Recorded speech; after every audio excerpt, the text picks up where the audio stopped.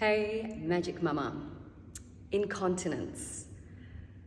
Many mothers will suffer incontinence postpartum, especially in that first 6 weeks or few months as the body starts to draw itself back in. But there are many mothers who also will continue to suffer incontinence. What can you do about it? Well, yes, we do want to consider a pelvic floor strengthening program. But if your symptoms persist, you really want to make sure you're getting the best care you can and seeing a physiotherapist that specialises in pelvic health. So a women's health physiotherapist or physical therapist. The two types of incontinence you might experience: stress urinary incontinence or urge incontinence.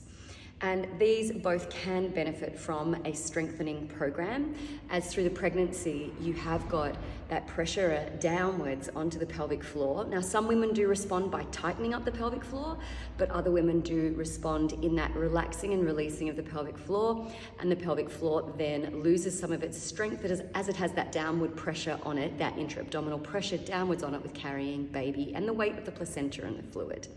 So we need to then come at bringing the pelvic floor back up and into a better position in holding the cervix, the womb, and holding the bladder in place and the urethra in place.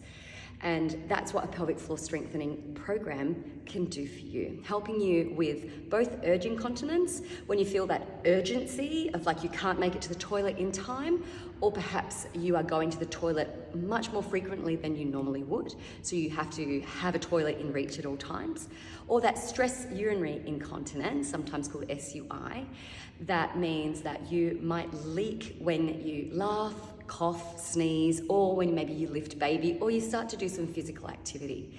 So that pelvic floor strengthening program and doing some of my work here in our pelvic floor exercises and making sure we've got that connected synergy of the breath and the pelvic floor can really help you. Our programming for a strengthening pelvic floor program would be following that pelvic floor exercises, our pelvic floor exercises, holding those nice long squeezes and lifts. The Continence Foundation of Australia does recommend 8 to 12 seconds. I like to round it out to 10 seconds so you can always remember that. You're aiming towards 10 seconds.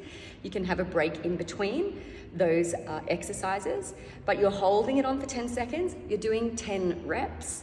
And then also you're going to try and do that 3 times a day if you're in a re-strengthening program. Research has shown that 8 weeks of those kinds of reps are going to drastically improve your pelvic floor strength and some of those incontinence issues. And whether that's fecal incontinence or whether that is just your urinary incontinence. So those symptoms can be improved by exercises, and you can have hope that with the exercises and rehabilitation, you can feel so much better.